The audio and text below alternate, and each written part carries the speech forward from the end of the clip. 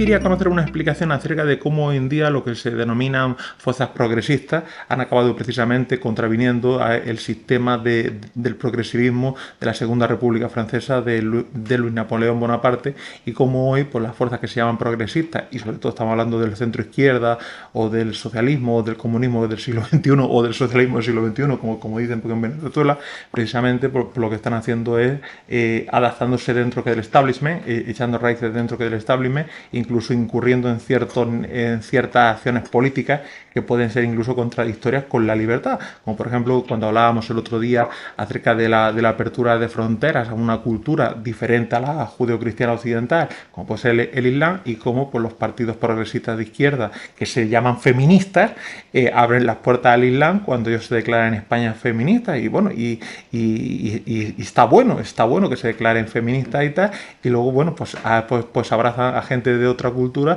que precisamente condena a una mujer con 90 latigazos por darle un beso a un desconocido en la calle, un abrazo o tal. Entonces en ese sentido hay una contradicción de lo que tú me explicabas de la debilidad del sistema de 1848 establecido en la Segunda República Francesa, y cómo esas debilidades hacen que lo que ya comentamos el último día, de que si los conservadores eran por los monárquicos por la Asamblea Francesa, simplemente porque se sentaban a la derecha. Destílame de todo eso una pregunta concreta. Es como llegamos de esa posición neoliberal que yo más desde el punto de vista francés tuve el contacto de Alexis de Tocqueville en la democracia en Estados Unidos, y cómo la influencia francesa llega para que la democracia tal. No, a donde me quería ir, y a ver si luego agarramos el hilo de ahí, es que tú estabas mencionando que Los progresistas hoy en día son más enemigos de la libertad que los que se llaman conservadores y liberales, o neocons. Sí, pero también, y creo que los dos temas están ligados, también estabas mencionando que algunas ideologías modernas se vuelven como religiones.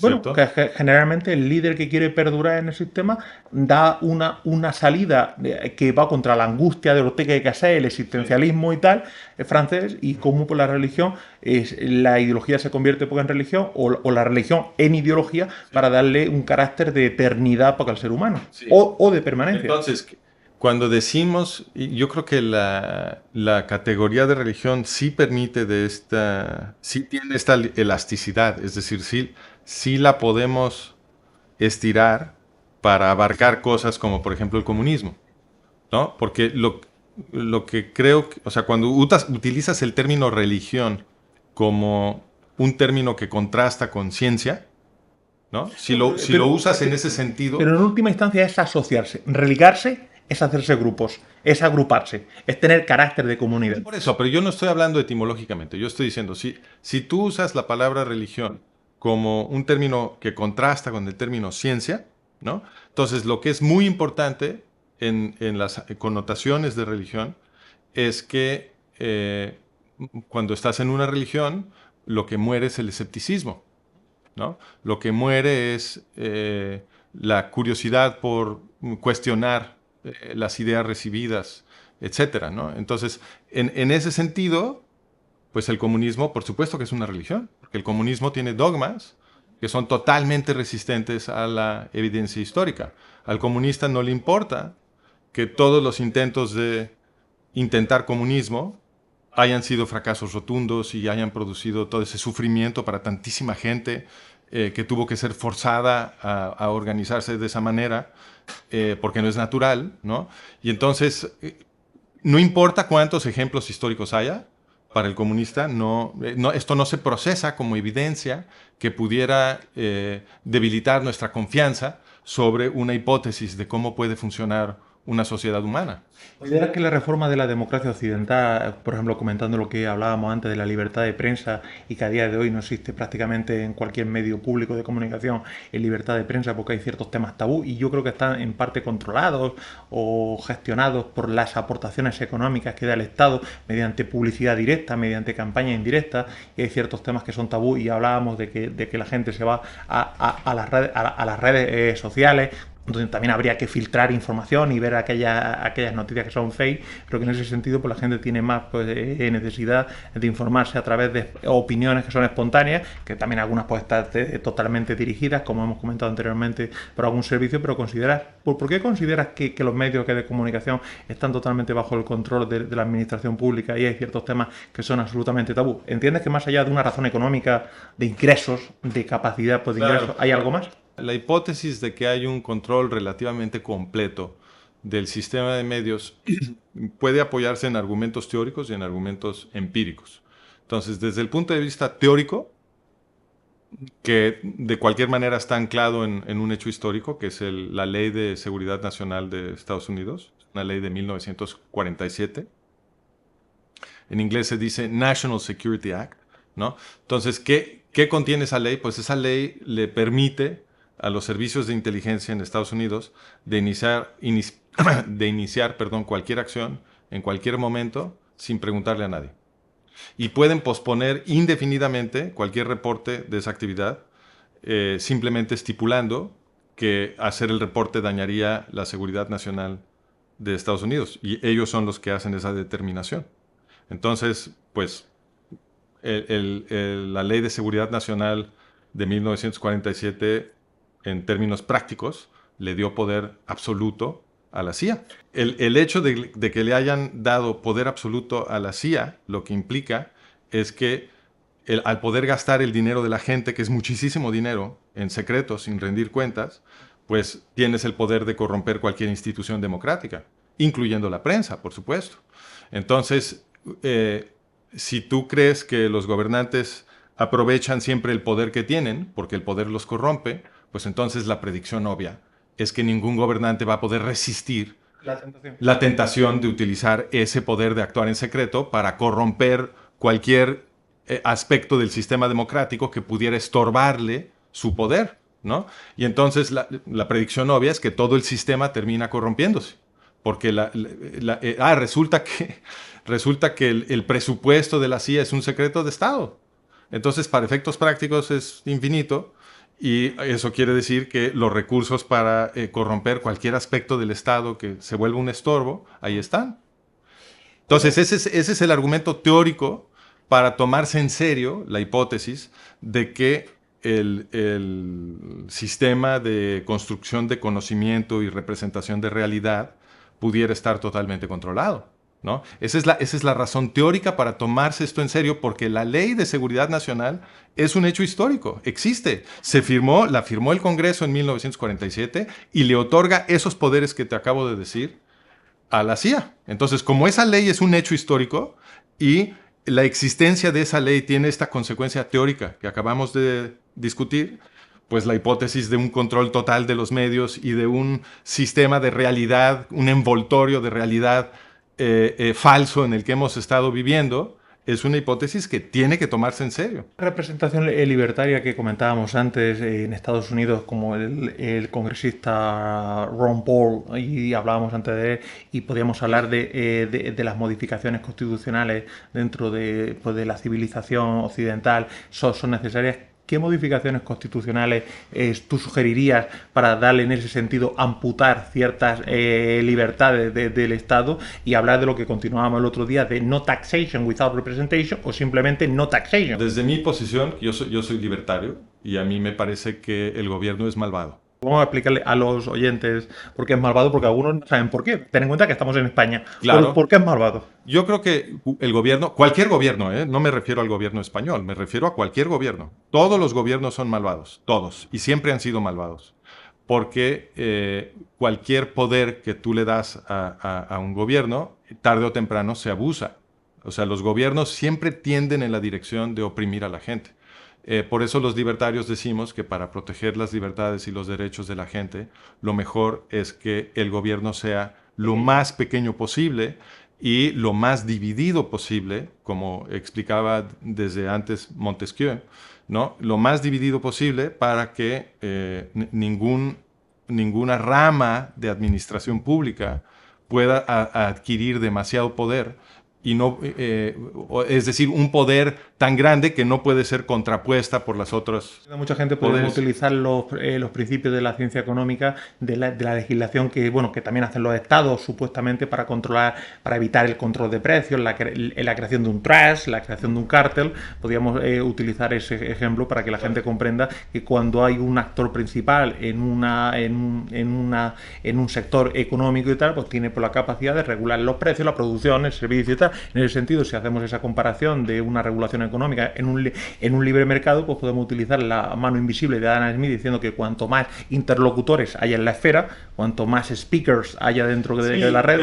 Creo que entiendo la relación que estás queriendo hacer, aunque sí hay una diferencia estructural importante, porque en el caso de un gobierno no estás hablando de un mercado, los ministerios no están compitiendo unos con otros, ¿no? Dado que el gobierno es malvado, si partimos de ese supuesto, y que los gobiernos siempre tienden en la dirección de oprimir a la gente, a menos que sean sujetos a presiones fuertes de la sociedad, entonces la consecuencia lógica de reconocer esto es que debemos de hacer el gobierno lo más chiquito posible, y también otra consecuencia lógica es que permitirle a los gobernantes la creación de un servicio secreto que se va a gastar el dinero de la gente, que es muchísimo dinero, sin rendirle cuentas a la gente, pues es todo lo opuesto de limitar el gobierno. Ahí, cuando tú apruebas una ley así, lo que estás haciendo es que le estás dando un poder casi absoluto al gobierno.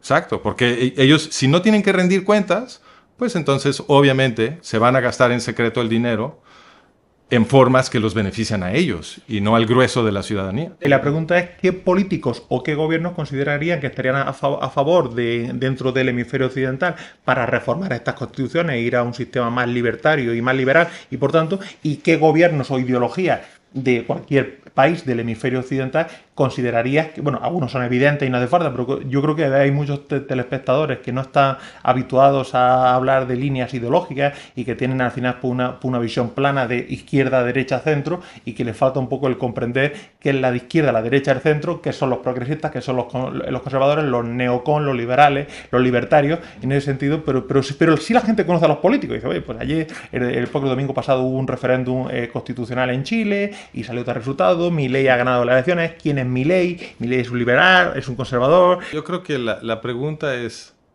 si la pregunta es quiénes son las fuerzas políticas o los individuos en la política que representan por lo menos la búsqueda de un cambio honesto, si esa es la pregunta, sí.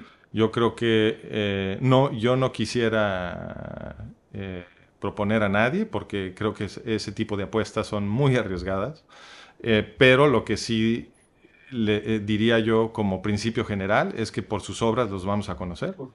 Entonces, para mí, por ejemplo, es muy importante ver quién está hablando de la verdad histórica, porque la verdad histórica la podemos documentar. Por supuesto, la gran mayoría de la gente no conoce la verdad histórica porque pues, están haciendo sus vidas, y no todo el mundo se puede dedicar al estudio de la historiografía y a buscar pistas en archivos y hacer análisis de reportes históricos de décadas, etc. La gente se está ganando el pan, ¿no? Y entonces uno depende para su conciencia histórica de lo que aprendió en la escuela.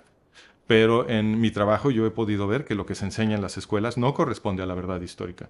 Y entonces la pregunta es, ¿por qué es tan extendido el sistema mediático educativo que le miente a la gente sobre la verdad histórica? De formas que es muy fácil documentar que les están mintiendo. En borregos, en siervos, esclavos. Sí, para hacerle incluso que depender emocionalmente, económicamente, sentimentalmente de un papá de Estado que es quien te guía y te dirige hacia un objetivo, hacia un target en la vida. Incluso ese target es un target vacío, porque incluso ya no está fuera de la verdad histórica, está fuera de lo que es una aplicación práctica de una profesión. O sea, que es que este sistema no solamente te abstrae de la verdad histórica, sino que además te crea un mal profesional, porque en tanto y cuando no tienes por la verdad histórica conocida, estudiada, objetivizada en tu cabeza, por a través de un sistema poco educativo, la verdad te hace incluso hasta un mal profesional. Lo que tú estás diciendo lo resumió, Orwell lo resumió con una frase que es muy famosa. Él dijo, quien controla el pasado, controla el futuro. Quien controla el presente, controla el pasado.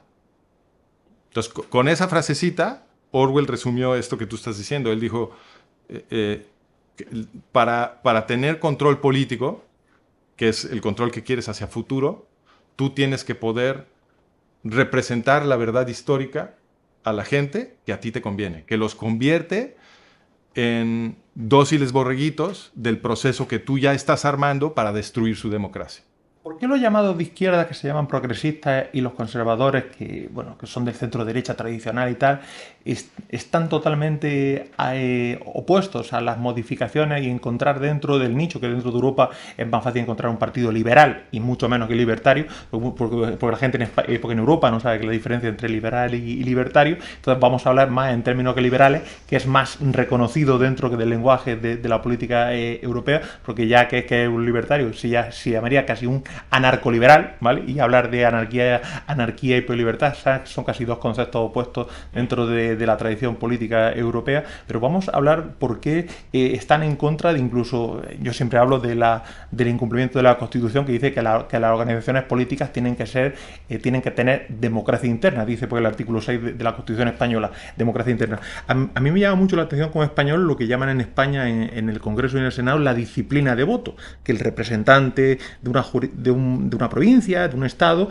pues puede votar libremente, como ocurre en Estados Unidos, a favor o en contra de las propuestas de su propio partido, a favor o en contra de las propuestas de su propio presidente, que supuestamente pertenece a un partido. Y en España tenemos una cosa muy graciosa, muy simpática, que es que los partidos políticos, cuando cierran sus listas electorales y llevan por la gente al Parlamento, tienen que pedirle disciplina de voto, incluso está pues multada con una cantidad de euros que desconozco ahora, el hecho de que tu partido político, sea el Partido Socialista o el Partido Popular, proponga una ley y yo, libre representante de mi provincia de Guadalajara, España, no México, ¿vale? Voto en contra y el partido me sanciona y me penaliza, es tal cual, porque tengo que someterme a la disciplina de voto. Y sin embargo, cuando es un título de propiedad, porque el título de representante de esa provincia es un título personal que recibes tú, el título sí es personal, pero una vez que ya tienes la representación de esa provincia o de ese estado y tal, te tienes que someter a la disciplina de voto. Entonces, claro, hay un control que incluso a primera vista de falta de democracia interna, que hace que al final por los partidos tiendan a empobrecerse, porque la ideología del líder es la que gobierna. Entonces, bueno, no podemos hablar de cambios constitucionales o de cambios estatales si los elementos integradores de ese roleplay político, llámese partido X, partido Z, pues internamente funcionan como, no sé, como una pseudo entidad religiosa donde a la gente se la elige en un cónclave. Se la eligen un cónclave, porque lo más parecido sería el cónclave, y luego hacen pues el performance de que hay unas listas abiertas y que hay unos ciertos procesos electorales abiertos. Pero en ese sentido, siempre el centro derecha europeo ha sido más partidario de eso. A día de hoy ya está más asumido por el centro izquierda, pero sin embargo al final confluyen en unos performance políticos, en unos roleplay públicos, donde en ese roleplay público pues está limitado o censurado por el líder, por el politburo. Sería un funcionamiento como el politburo, y como el politburo pues hace que las elecciones no sirvan para nada, porque en última instancia es porque el representante de una jurisdicción, de un country, ¿vale? Pues al final tiene que sujetarse a las directrices políticas. Entonces ya no tenemos que hablar de términos profundos de control de medios o de control, sino que simplemente en ese sentido las organizaciones políticas en Europa actúan como mastodontes, donde verdaderamente pues estamos, como decía... Ese comportamiento de las organizaciones políticas en principio puede ser un fenómeno emergente de una política española que sucede en un mercado político fundamentalmente libre. Esa es una hipótesis. Y esa es una hipótesis que se tiene que poder poner sobre la mesa. Estoy de acuerdo. Lo que no debemos de hacer es suponer que esa hipótesis, que es una hipótesis, obviamente es lo que representa la realidad. Es una hipótesis. ¿Okay? Entonces, es posible que todo el comportamiento legal que tú me estás describiendo sea consecuencia de fenómenos emergentes en un mercado político fundamentalmente libre. Una hipótesis. Otra hipótesis es que esos no son comportamientos orgánicos y emergentes, sino que las instituciones de la política han sido capturadas por servicios de inteligencia que gastan dinero en secreto y pueden corromper amenazar a la gente en secreto y toman poder de las cabezas de las organizaciones y con ese poder construyen un juego político que parece democrático, pero en realidad es un show que está obteniendo un resultado muy interesante.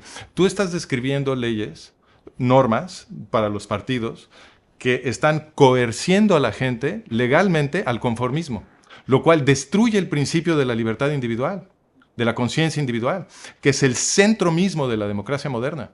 Entonces, estamos hablando de un proceso legal que está institucionalizando la destrucción de la posición sagrada del individuo, que es el origen mismo del liberalismo moderno, que dio lugar a las democracias que protegen todos nuestros derechos. Entonces, la estructura legal que tú estás describiendo pudiera resumirse como un ataque contra la democracia occidental. Incluso en un estadio superior contra la libertad, que es casi un ser superior en ese sentido, porque la libertad debe ser entendido como un ser superior. Tú como politólogo, si tuvieras que mañana contratar a un abogado y tuvieras un caso legal, ¿preferirías un abogado y con una ideología más conservadora, más liberal, más libertaria, más socialdemócrata? ¿Qué abogado crees tú que tiene una mejor solución jurídica por meter sus garras, por meter sus dedos, por manipular la realidad? Aquel abogado, ¿cómo harías un poco? Libertario. ¿Por qué? ¿Por qué libertario? Porque un abogado libertario va a estar tratando de imaginar una estructura constitucional que no le permita al Estado crecer. Ese es el problema, digamos, esa es la... Dicen que si eres un abogado libertario y que no cumples con las reglas deontológicas o con el código de la abogacía, eres un enemigo de una propia ley que te han puesto para pensar porque libremente como abogado. Cuando los abogados que no son liberales o libertarios precisamente dan soluciones estúpidas a sus clientes y por tanto el cliente paga al abogado para que el abogado le diga esto no es viable, esto no es posible. Sin embargo, porque el abogado libertario sabe que puede encontrar una ley en el plano de donde hacen las leyes, de los juristas que hacen las leyes, que es en el plano de la libertad. Y desde el plano de la libertad puede ofrecer soluciones libres. Ok, pero hay abogados con distintas funciones. Entonces, el abogado que yo quiero cuando estoy en un problema es el abogado que realmente entiende cómo funcionan las leyes que existen y cómo manipular esas leyes lo mejor posible con argumentos legales y la utilización de precedentes para resolver mi problema a mi favor. Eso es lo que yo quiero en un abogado si yo estoy en un problema privado o cualquier cosa. Pero te das cuenta que... Pero hay otros tipos de abogados que son los abogados que queremos para imaginar cómo el sistema podría ser.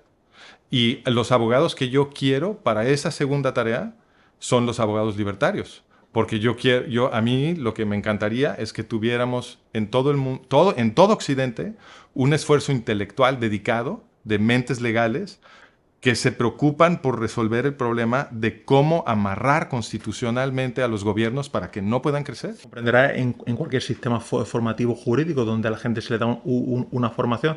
Cuando he pasado, y ya pocas veces, y no quiero pasar más por facultades de Derecho, veo allí a los alumnos que parece que están delante del Corán en una madrasa islámica, estudiando de memoria y golpeándose sobre textos legales, textos jurídicos y tal, y luego no tienen ningún tipo de capacidad analítica de pensar fuera de la caja. Y cuando no piensas fuera de la caja, pues tienes que los ladrillos, que son esos bloques jurídicos de derecho civil, penal, constitucional, pero no eres capaz de montar ese brick, no eres capaz de montar ese brick con libertad, sino que incluso los propios ladrillos que te da el sistema los tienes que colocar de la manera que te da el sistema. Y por lo tanto, es en ese sentido en las universidades en general y por los centros jurídicos por los que he pasado son fábricas de producir idiotas.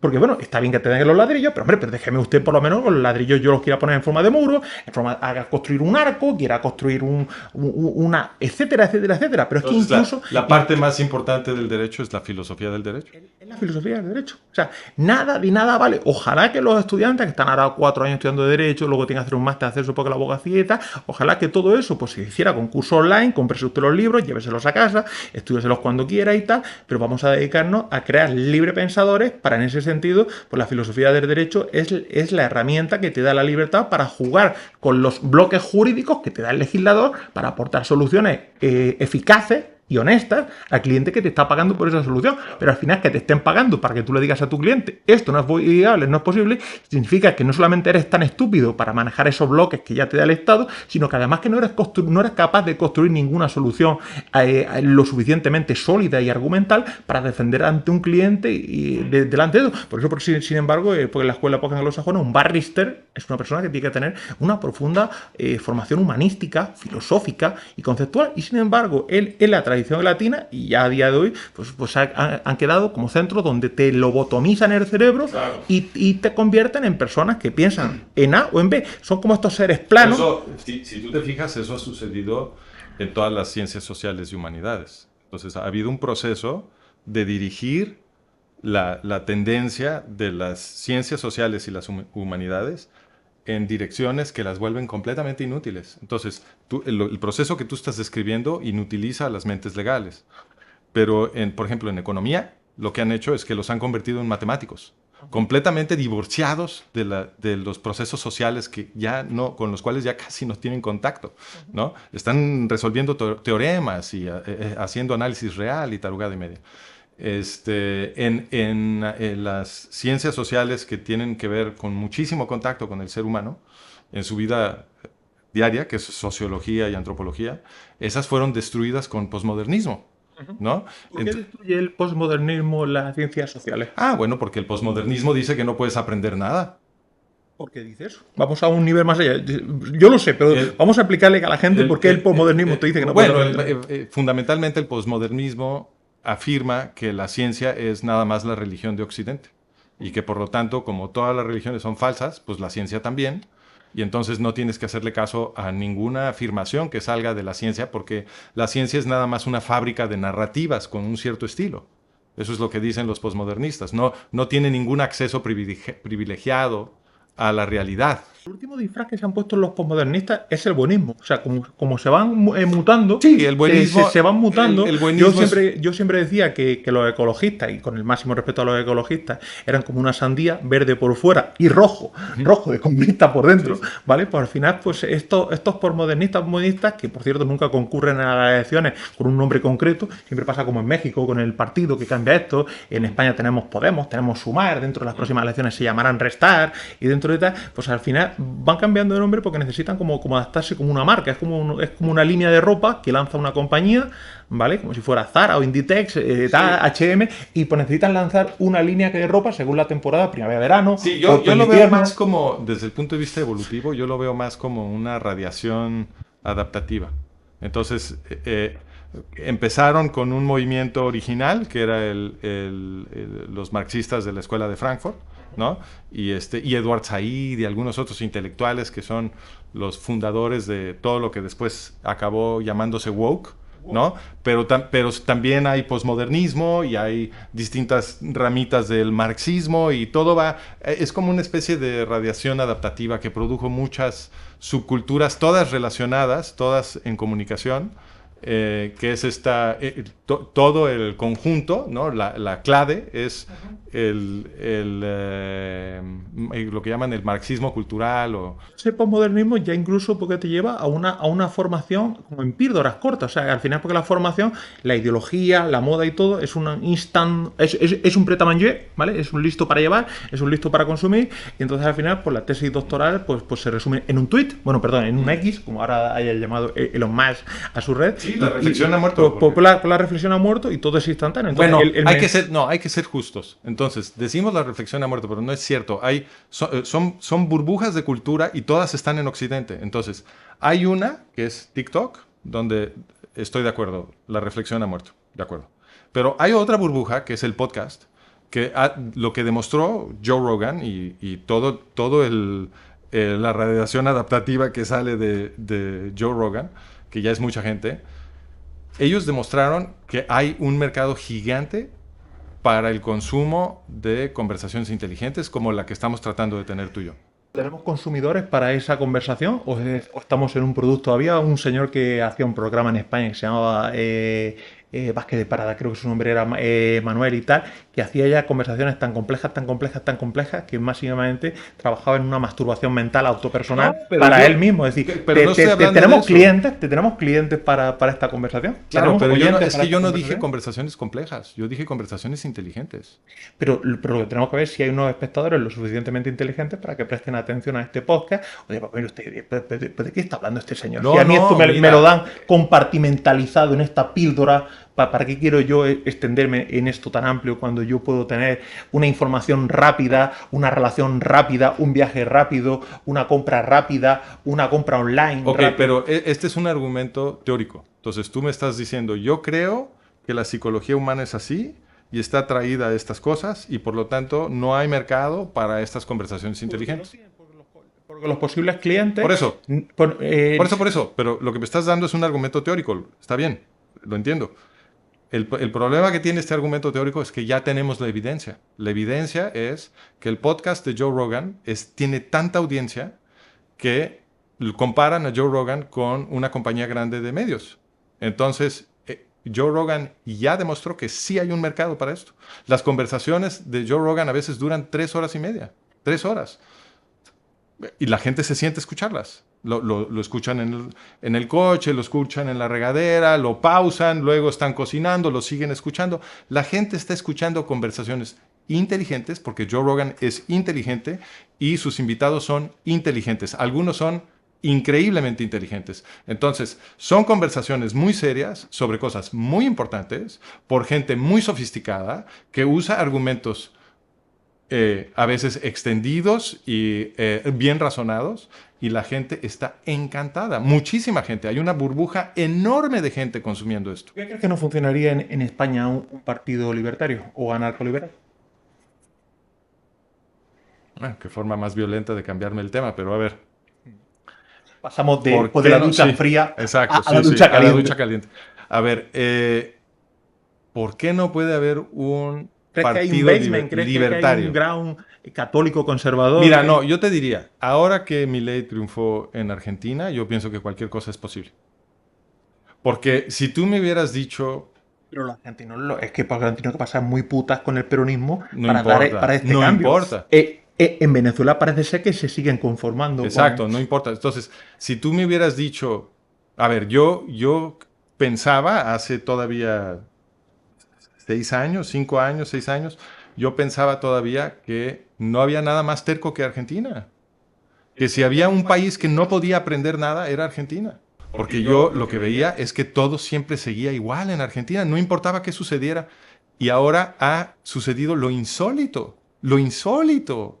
Una masa gigantesca de argentinos, suficiente para cambiar el gobierno, ha apoyado al libertarianismo y han elegido al primer presidente libertario de la historia del planeta. Esto nunca había sucedido en ningún lado. Entonces, sucedió algo enteramente sin precedente, justo en el lugar donde yo estaba seguro que era imposible. Podemos evitar llegar a hacer ese shortcut en Europa sin tener que pasar las penurias de los corralitos, de la inflación en Argentina. O sea, está claro que estos señores, porque después de 30 o 40 años que de peronismo, han optado por Milei, pero podemos ahorrarnos el sufrimiento en Europa y en España para ahorrarnos tener que llegar a esa situación de pobreza extrema. Argentina era una potencia en el siglo XIX donde los gallegos o los españoles emigraban para buscarse la vida. Competía con Estados Unidos. Competía con Estados Unidos. Podemos evitar, no sé, porque en Europa tener que llegar a esos niveles de pobreza, miseria y destrucción para decir, venga, ahora en este momento cambiemos, utilicemos el rational choice, ¿vale?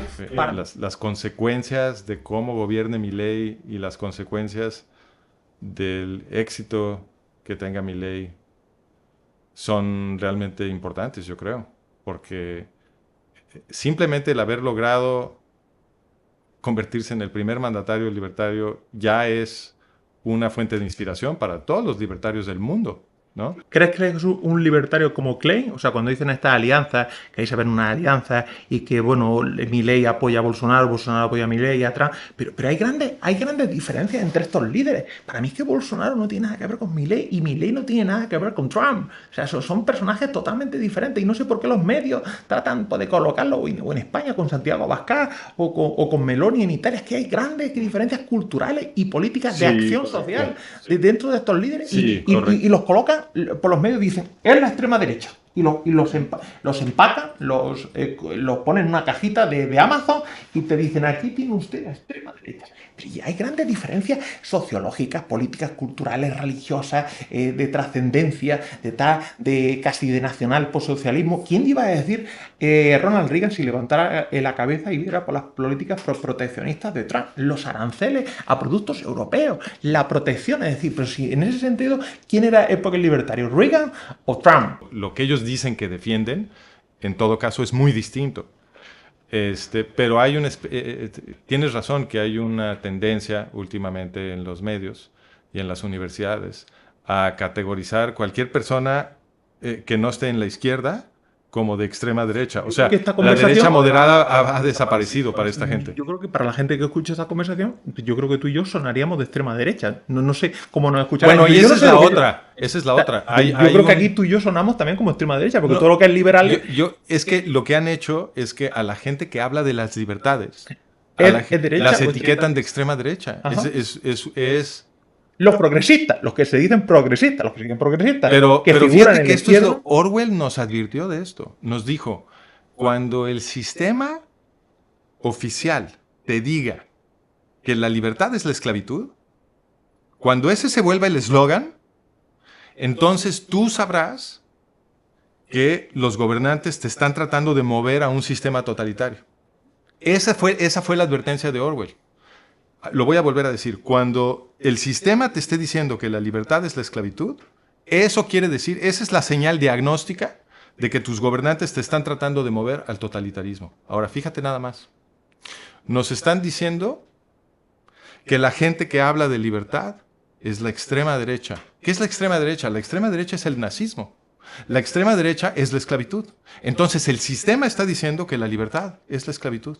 Es una especie de ¿Te fijaste? El sistema está diciendo que la libertad es el nazismo, que la libertad Sí, sí. es la esclavitud. Si estudiara un poco más de lógica y de filosofía en los centros de bachillerato y tal, tendríamos bases fundamentales que te llevarían al libre pensamiento y a la filosofía del derecho que te harían mejores abogados, pero incluso ya no se estudia lógica, ahora pues se estudia pues el buenismo de ciertas políticas. Todo es dogma. Todo es dogma, todo es dogma. Todo es dogma. Cuando todo se vuelve dogma, sabes que están destruyendo tu mundo.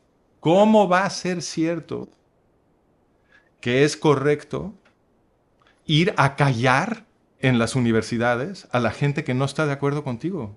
¿Cómo es posible que estas multitudes de muchachos piensen que eso es correcto? Claro que no están de acuerdo, ok. Yo no estoy diciendo que ellos tengan que estar de acuerdo y consentir mentalmente en los argumentos de la gente que les ofende. Que ellos tienen derecho a no estar de acuerdo, lo respeto. Pero ¿cómo es posible que ellos piensen que son las élites, cuando hemos hablado Claro, de los cambios por políticos supuesto, provocados por las élites, se eliminan las élites intelectuales porque no va a haber cambio? No va a haber cambio. O sea, el tema de siempre que decían de Tocqueville en democracia, porque en América, de que eran las élites las que provocaban los cambios, y ahí el tema de los libertadores en Latinoamérica contra el Imperio Español, o sea, eran élites, bueno, eran españoles, élites españolas que se proclamaban independientes, como era Sucre, como era Simón Bolívar y tal, y eran élites, pero es que a día de hoy provocar ese cambio con un sistema que no crea élites culturales o élites ideológicas, todo es fast food, todo es pensamiento rápido, pensamiento instantáneo. no todo es así. Hay un público muy grande de gente que quiere pensar. Y esa es la gente que está participando en el mercado del podcast. Siglo XXI no sé quién decía que todo aquel tendrá su minuto de gloria en un medio de comunicación. Entonces, pues aquella... Pero no es eso. Joe Rogan lleva años haciendo esto. Y hay otros. Está Dave Rubin, está Bret Weinstein, está Russell Brand. Hay muchas gentes produciendo conversaciones inteligentes sobre asuntos de política, sobre la defensa de la democracia, la defensa de Occidente, los distintos retos que enfrentamos, el combate al antisemitismo. Todo esto está sucediendo en espacios muy importantes que los consume muchísima gente. Pero los medios construyen un espejismo del mundo. Y en ese espejismo lo que tú dices puede sonar razonable, porque todo el tiempo estamos oyendo de TikTok y cómo destruye las mentes de los chavos y todo. Y eso es cierto, pero no es toda la realidad. Hay una burbuja enorme de gente que está pensando y que está pensando cómo mejor defender a Occidente. Y esa gente está hablando con sus hermanos occidentales. Nos estamos comunicando, estamos teniendo conversaciones. Muchos de nosotros llevamos años tratando de hacer ver a la gente el peligro que hay de la destrucción de nuestro sistema democrático. Y ahora con esta guerra de Hamas y con el crecimiento del antisemitismo, mucha de la gente con la que habíamos estado hablando todos estos años se están empezando a dar cuenta que teníamos razón. Así que deberíamos dar entonces el paso y me estás invitando a organizar un partido político libertario en España. Hazlo. A ver, no, hagámoslo, que tú eres tan español como yo. O sea, ¿por qué hazlo? Hace falta mucho empuje, mucha mezcla de ideas positivas y constructivas y ideas sanas que redunden poco en beneficio de la sociedad, más que darle a la gente fast food. Es decir, decía poco un sacerdote español que conocí que había homilías religiosas que eran fast food y había pues, homilías que eran cuidadas como discurso político por la Iglesia. Entonces, en ese sentido, yo creo que dándole a la gente buena comida y a un buen precio, pues la gente te compra. Y todo no tiene que ser nouvelle cuisine y cocina hecha con nitrógeno y al final porque te venden aire. Porque la gente que está comprando aire, que está comprando, como dicen en Estados Unidos, brebaje de serpiente. Tenemos que están comprando auténtico brebaje de serpiente. De acuerdo, tiene que haber por lo menos la oferta en el menú. Tiene que haber un partido libertario para que la gente pueda ver qué es lo que se propone y cómo un movimiento libertario puede contribuir a expandir sus libertades y sus derechos y protegerlos de la opresión. Porque a la gente se le olvida. Llevamos tantas décadas en democracias simuladas que han sido muy convincentes que se nos olvida que los gobiernos son malvados y que siempre te quieren oprimir. Y ahora finalmente hay gente que se empieza a dar cuenta. Pero simplemente si empezáramos con pequeños cambios, como que el Estado te diera un cheque educativo para que tú a tus hijos los llevaras al colegio que tú quisieras, por ejemplo, o te diera un cheque educativo para ir al hospital, pues se generaría competencia. Entonces dirían los padres, no, llevo a mi hijo a este colegio, que lo van a convertir en un idiota, vamos a llevarlo a este otro colegio donde creo que se va a fomentar el libre pensamiento. No, vamos a ir a este hospital que da mejor calidad o no con respecto a este otro donde te mueres en los pasillos. Así que al final el Estado puede gestionar hasta cierto punto un límite económico, un dinero, y luego devolvértelo a ti o a aquellas personas más necesitadas, pero no es lo mismo hacer caridad que hacer propiciar mercados. Proselitismo. Claro, es decir, como decía hace tiempo en las Naciones Unidas, enséñale a pescar y no les dé siempre que de comer. Así es. Entonces, es más fácil. Entonces, la gente, y esto, lo bonito de estas soluciones es que puede satisfacer a la gente que quiere menos gobierno y a la gente que quiere que el gobierno juegue un papel garantizando mejores condiciones de vida, ¿no? Esto puede satisfacer a ambos, porque desde el punto de vista libertario estás ganando, porque en vez de crear ministerios gigantescos que consumen muchísimo dinero, que son hoyos de corrupción y además de ineficiencia, ¿no? En vez de tirar el dinero de la gente ahí, que además termina produciendo una educación de baja calidad, llena de dogmas, porque lo que acaban enseñando en las escuelas del Estado es lo que un grupo muy pequeño de burócratas que tiene una ideología particular quiere que todo el mundo aprenda, ¿no? Es otro oligopolio. Exacto. Entonces, fíjate todo lo que ganamos. Ganamos menos ineficiencia, porque ahora un mercado de escuelas privadas va a educar a la gente, menos corrupción, ¿no? Y más libertad, porque ahora el niño que estudia duro y que tiene la aceptación del examen de admisión de una escuela quizás muy cara, ya la puede pagar porque tiene el vale del gobierno, que es redimible con el gobierno, ¿no? Entonces, el gobierno sí está involucrado en asegurar la producción de ese mercado, que de otra manera no existiría. Lo que dicen fuerzas progresistas, hablan de dar servicios sociales, dar derechos, dar servicios sociales, y una cosa que dijo Milei en un discurso que dio hace poco, creo que fue en un debate con Massa en la Facultad de Derecho de Buenos Aires, que mire usted, señor Massa, todo derecho genera una contrapartida que hay que pagar. Entonces está bien que la gente tenga derecho a esto, que tenga derecho a esto, derecho a esto, pero vean ustedes que el gasto público es que no puede ser infinito. Claro. Y si usted además hace dos cosas malas, me dice a mí cómo recibir el gasto público de esta manera, y yo lo voy a invertir en gobierno usted, pero usted tiene que gastar, no va con el vale a comprar a Starbucks o a esta otra cadena o a McDonald's o a Burger King. No, tú con este vale compras esta comida y recibes tu comida en el comedor público donde entonces, el menú está cerrado. Estás identificando un principio muy importante. La multiplicación de los derechos es una estrategia muy astuta para destruir la democracia. ¿Por qué? Conforme tú multiplicas derechos, lo que estás generando con cada nuevo derecho que inventas es una justificación para crecer el tamaño y el poder del gobierno. Así es. Así es. Por tanto, en ese sentido, cuando Milei dice y ofende a la gente que la gente vale lo que produce y que no existe la igualdad de oportunidades, que fue una cosa que dijo en público y generó una gran controversia en Argentina, que mire usted, no existe que la igualdad de oportunidades. Hay gente que se esfuerza más, hay gente que se esfuerza menos y por ese sentido, pues la economía, como decía Milton Friedman, o tu posición en la sociedad tiene que ser retributiva en proporción a tu esfuerzo. Vamos a intentar que el Estado empuje a la gente a que el esfuerzo sea mayor. Lo que está haciendo Milei es filosofía. Es filosofía, claro. Está haciendo claro. filosofía pública. Él está hablando, no está hablando nada más de lo que cosas concretas que le promete a los argentinos. Él les está hablando de cómo funciona el mundo. ¿Cómo funciona el mundo? Los políticos tienen que hacer esto. Entonces, por eso te decía yo antes que la prueba de fuego, ¿cómo los vamos a conocer? Los vamos a conocer por sus obras. Por sus hechos. Exactamente. Y entonces aquellos políticos que defiendan la verdad histórica, y eso lo vamos a poder documentar. O sea, hay distintos argumentos de qué es lo que pasó, pero la evidencia que podemos encontrar en los rastros que ha dejado el pasado nos va a permitir decidir cuáles afirmaciones sobre la verdad histórica son las más confiables y cuáles no. Esto es un proceso científico. Entonces, podemos comparar lo que están diciendo los historiadores con lo que podemos documentar que pasó. Y eso nos va a decir quiénes son los políticos más honestos. Para no abusar de tu tiempo y de tu confianza, el último día que hablamos me quedaron en el tintero dos preguntas. En algunos papers había leído que la caída del Imperio Romano de Occidente había provocado que Europa entrara en una época negra y oscura, en la alta Edad Media y tal, y hay politólogos que dicen que eso fue provocado por la apertura dentro del Imperio Romano de los pueblos que vivían por el norte del Rin. ¿Considerarías que la apertura de las fronteras europeas a pueblos y personas que vienen de otra civilización, no para enriquecerse de la civilización europea, sino para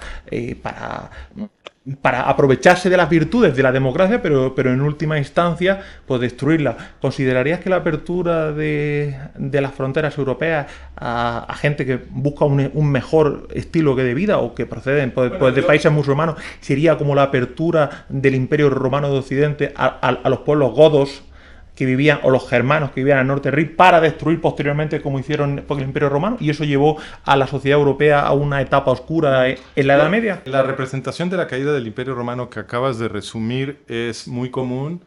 Mi lectura de esa época me ha convencido, como afirman ya muchos historiadores, que esa representación tuerce un poco lo que pasó, porque aunque sí hubo conflictos entre los emperadores romanos y los pueblos alemanes del otro lado de su frontera, por supuesto, en las últimas etapas del imperio, estos aristócratas militares alemanes, de hecho, pidieron la protección del Imperio Romano. Terminaron aliándose con el Imperio Romano, asentándose adentro de sus fronteras y participando como mercenarios defendiendo la frontera romana. Entonces, para cuando se desmorona la estructura política del Imperio Romano Latino, ya había una alianza de las aristocracias romanas y alemanas, y de hecho algunos de los últimos emperadores fueron alemanes. Entonces, sí, como Teodosio, por ejemplo. Entonces,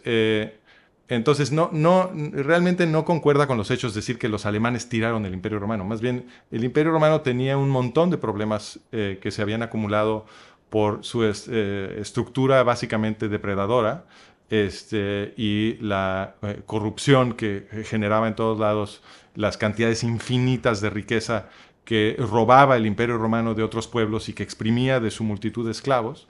Y entonces era una estructura política que nada más para sostenerse como estaba requería unas cantidades de violencia casi inimaginables y un constante saqueo de las sociedades vecinas, y pues llega un momento en que ese proceso de crecimiento se puede agotar, y eso es lo que le pasó al Imperio Romano. Hacemos un cambio de tercio a colación de lo que dices, porque todas estas ideas que me vas exponiendo a mí me llevan a plantearte preguntas y tampoco quiero abusar más de tu tiempo. No, pero te quería contestar. Contéstame.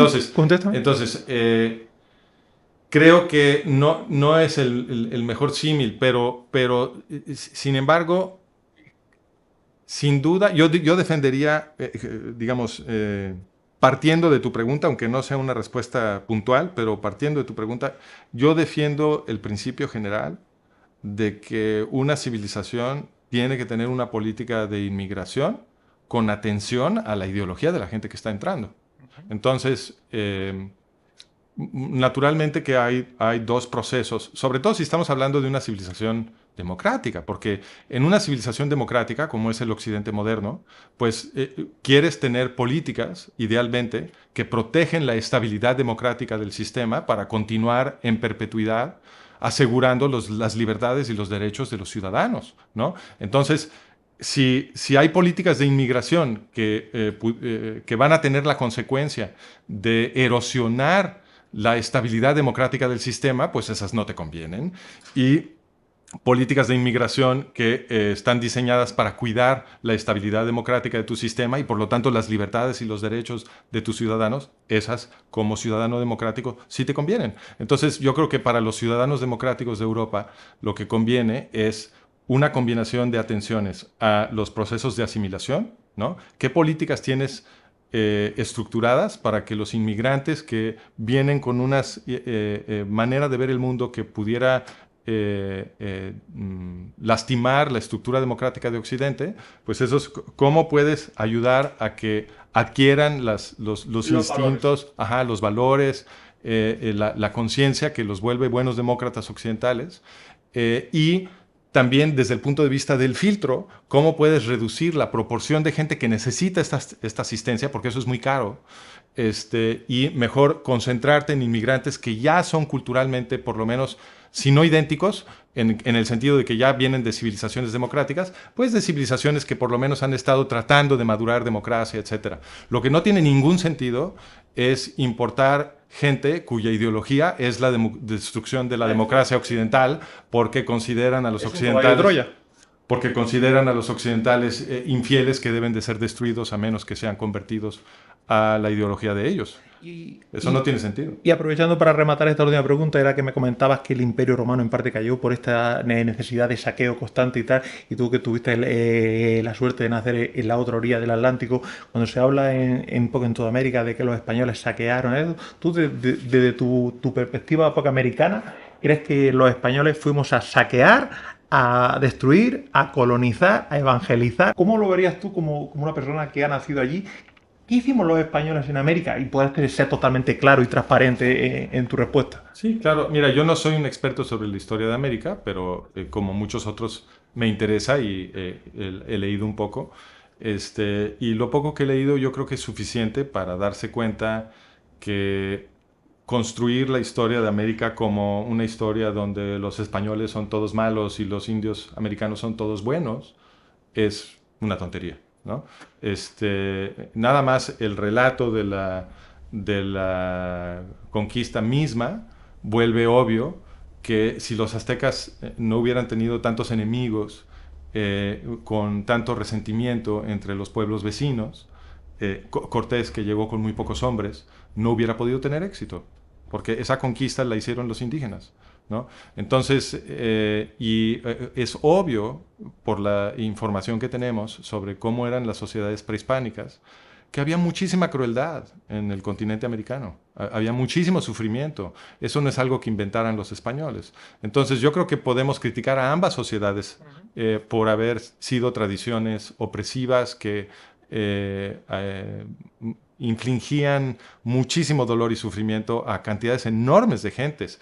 Y también los españoles fueron víctimas de los reyes españoles, no nada más los indígenas. O sea, la opresión estaba en todos lados. Los que se estaban beneficiando eran unas clases gobernantes muy pequeñas. Entonces, construir una narrativa donde es un pueblo extranjero el que es culpable de dominar a otro pueblo, cuando en realidad son las clases gobernantes las que están oprimiendo a todo mundo, es, en mi opinión, una narrativa que está diseñada para que la gente de abajo se divida y no se solidarice junta para cambiar el sistema y recuperar el control de sus democracias. López Obrador sigue pidiendo que los españoles pidamos perdón, los que hemos nacido a día de hoy ya no tenemos nada que ver con la Pues conquista. no tenemos, nadie estuvo ahí. Nadie estuvo ahí, entonces ¿de qué estamos hablando? ¿No? Es como si le reclamaras a todos los alemanes que nacieron en los últimos 20 años, ¿no? Por el Holocausto. Eso tampoco tiene sentido. Ellos no tuvieron nada que ver. Entonces, estas narrativas históricas en las que nos tratan de meter a las tribus y generarnos estos odios contra la otra tribu por los agravios de los tatarabuelos, eso está diseñado para producir divisiones entre la gente. Y el divide y vencerás es el principio más viejo de los gobiernos opresivos. No se dejen engañar. Bueno, pues sin abusar del tiempo, dar las gracias a Francisco Gil Guay. Por supuesto que hay que recomendar su página web, managementofreality.com. Ahí hay que leer sus libros porque verdaderamente son libros que te llevan al libre pensamiento, al pensamiento libre, al anarcoliberalismo. Y ese anarcoliberalismo sirve para construir como base estupenda edificios del tipo que sean, como abogado, como politólogo, como médico, como sociólogo, como político. Y sobre todo sería que los políticos los que tendrían que tomar nota de esta libertad de pensamiento, porque en última instancia son los administradores o gestores, aquellos que a través del contrato social le hemos dado una parte de nuestra libertad, de nuestra hacienda, de nuestras fianzas para que gestione, y deberían ser por los políticos los que siguieran estas líneas de pensamiento, más que acabar por vendiendo a la sociedad fast food, comida rápida, comida basura o comida rápida, porque últimamente ya ocurre, y sobre todo en España observo que cualquier discurso político en un medio de comunicación, los políticos hablan más de hechos, y hablan de hechos. Tú has dicho esto, no sé qué, ¿por qué dijiste?